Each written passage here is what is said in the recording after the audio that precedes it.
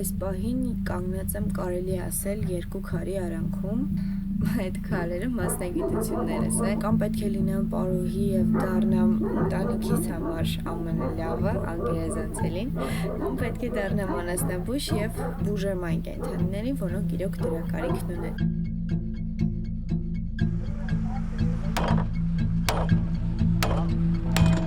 Ոնց որ ֆուտբոլը, նույն սպորտաձևն է, բոքսը, նույնն է շնամաշկի մասը։